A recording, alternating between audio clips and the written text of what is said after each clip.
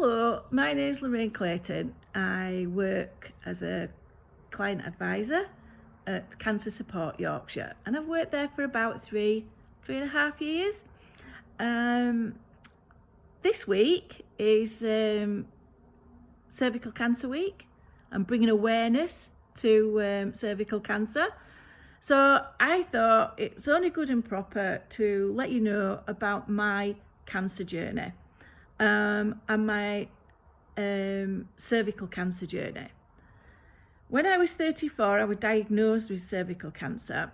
It came as a massive shock. Never even heard of really cancer or anything like that. I'd heard of cancer, but it wasn't spoke about as much. And I'd been married for 9 years. I'd also got a young son, age 5, called Connor. What happened was I'd had no pain, nothing like what they say, is typical symptoms. No bleeding, no discharge, nothing to say that there was anything at all wrong. But this one day, and pardon me if you're just having something to eat or anything like that, but this one day I went to go to the toilet and did what I had to do, got up and to flush the chain, and when I glanced down into the toilet bowl, it was like I'd poured down a tray of liver. That's the only way I could describe it to the doctors when I actually went. And I actually didn't think that had come out of me because I didn't feel anything. It didn't hurt. And I thought something had actually come up the toilet rather than go down it. So what I did, I rang my mum and said, "Mum, when you were going through change," I said, "did anything happen a bit untoward?" So she went, "What do you mean?" So I explained all that, what I've just explained to you. And she went, "Lorraine, that doesn't sound like the change." She says, "Nothing like that happened to me." She went, "I think what you need to do is go to the doctor and make an appointment. I'll come with you."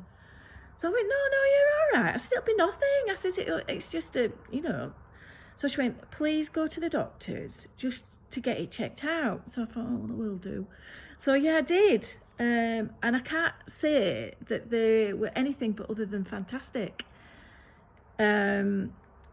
I explained to them what had happened and they got me straight in and to the hospital. The hospital then, they did lots of tests on me, obviously over a few weeks. And what they said they were looking for were like polyps. I've never even heard of polyps. And on a worst case scenario, they would check if it was cancer. Well, of course, you don't hear on a worst case scenario, you just hear cancer, don't you? And what they said was that they would have all the scans back and they would make an informed decision. So I then get a call back and they said, "Can you come and see us?" So I did. They sat me down and they said, "Right, what we're going to do now, we're going to have a team of people have a look at what's happened and we will then stage it." I thought, "Stage it? What do you mean, stage it?" So I asked them the question and they went, "Oh, we believe that it is cancer and we need to know at what stage of cancer it's at. And from there on, we'll know what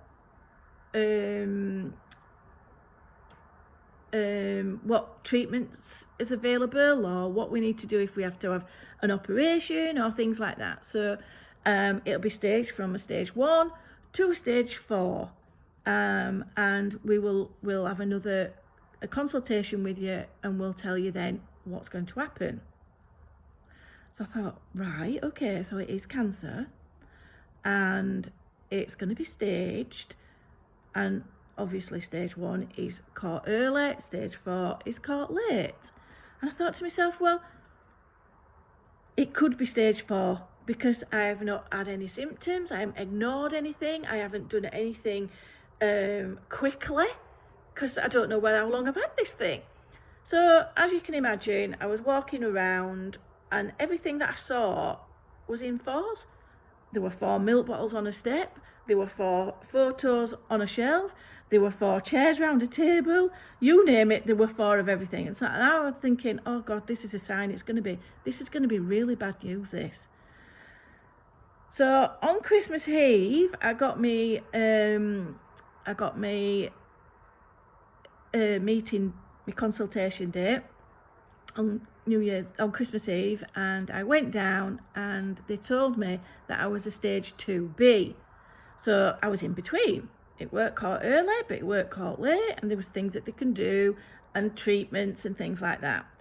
But they wanted me to go away and think about it, because what they wanted to do, they wanted to take away the whole, I think they called it a radical hysterectomy. And what they said was that because I've only got one child, I had to seriously think about it.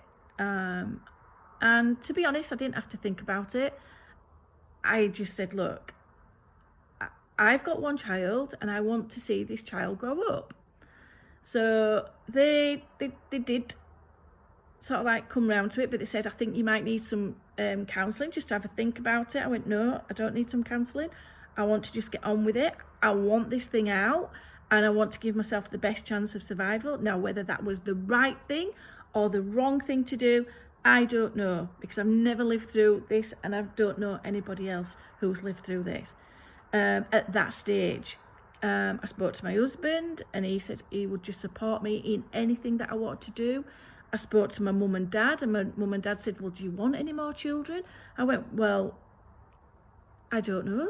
I said, but I tell you what, if I can see Connor grow up, then that's what my focus is on, is to be. I says, he'll always have friends and things like that. So when we went back after the consultation and said that my decision was to have the full hysterectomy, what they did say to me was, well, we'll keep your eggs, because what that does is your estrogen, it helps your estrogen and everything like that. For when you go through the menopause and things and all stuff like that, which I weren't listening to be honest. I just wanted this thing out and get rid of it. So that's what happened. And on the day after New Year's Day, I went in and had the operation, and I then had 28 sessions of radiotherapy. And what they said to me there was, we're giving you radiotherapy because it's like an insurance policy that, we've got rid of everything, but we just want to make sure. And the reason why they wanted to make sure is because they found it in my lymph nodes on my right hand side in my groin area. Again, I didn't have a clue what that meant. And it is only now that I've looked more into it, because I didn't want to know anything. I just left my life in their hands, so to speak. I thought, being naive to it all, they're the experts in it. They know what's best, so they can crack on. And I just left it in their hands, to be honest. So, like I say, I had my 28 sessions of radiotherapy, and I was really quite poorly with it. I had lots of blockages and things like that, because it was all around my, the bottom area. But to be honest, I did lose a lot of weight. I lost 4 stone. And I couldn't keep anything down. But to be honest, I knew it was for the right reasons and things like that I was getting better. I had to get worse to get better. Because like I say, I weren't even poorly when I had it. But there was one thing that really, really bothered me. The fact that when I went into my consultation, they said that they'd taken everything away. That they'd taken my fallopian tubes, my ovaries, even though that they said that they were going to leave them. But I didn't have I weren't at the point then where I could ask anything. I just thought they'd gone in, it'd been a lot worse than what they'd expected it to be, even though they'd done all the tests and everything, the scans. And I just didn't want them to turn around and go, Lorraine, we went in and it was worse than what we expected it to be. I couldn't actually face that at that time. So even though I was having my 3-month consultations, and then it went to 6 months, and then it went to 12 months, I still had this one question in my mind that I could not bring myself to ask. And that was, why did you take everything? Why didn't you leave me ovaries and my fallopian tubes, or whatever they were going to leave? And it wasn't until I'd come to terms with the fact that I was now putting weight on, I was now feeling better, and Connor was growing up, and I was seeing this. And on the consultation where they said, right, well, we don't have to see you for another 5 years, I was able to ask, am I a patient who's had cancer, or am I a cancer patient recovering? And they turned around to me and went, that's a really good question. You've not got cancer because we've got rid of it all, but we gave you radiotherapy to make sure that it didn't, we had got everything with it being in your lymph nodes. I went, right, okay. So why did you take everything then when you said that you weren't going to? And what they told me was the fact that because I'd had radiotherapy, that this would have damaged the eggs anyway, damaged the ovaries, damaged the eggs, and it wouldn't have been any use, and it would have caused me problems later on in life. And I thought, Lorraine, why didn't you just ask that question? Because for the past 12 months, I have been thinking that it was a lot worse than what I was. So if there's anything that can come out of that, is that if anybody is going through anything, then please ask the questions. Please do, because like I say, it probably won't be as bad as what you're thinking. So to cut this long story short, this was 20 years ago. I'm sat here now with a 25-year-old son, going on 26, who is as healthy as the day's long. Touch wood, I am too. And I just want to say to everybody who's scared of going through a smear test, is don't be. It's no worse than it's not as embarrassing as tripping up over a curb outside. We all think that we're going to go there, and the nurse is going to go in and think, oh, you haven't been trimming or anything like that, have you? Do you know what I mean? They're not interested. All they're interested in is you being safe, you being looked after. And that is the easiest thing to do, rather than go through everything that I've been through. Because I tell you what, once you've had cancer, it never leaves you. You do change. Every little lump, every little bump, every little ache, every little anything, it plays on your mind, and you think, do you know what?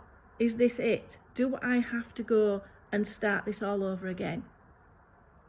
Now, I've been one of the lucky ones, touch wood, and like I say, a 2-minute appointment for a smear test is only a 2-minute appointment for a smear test. It's longer in the waiting room, But like I say, once you've been given a diagnosis of cancer, that's a lifetime thing.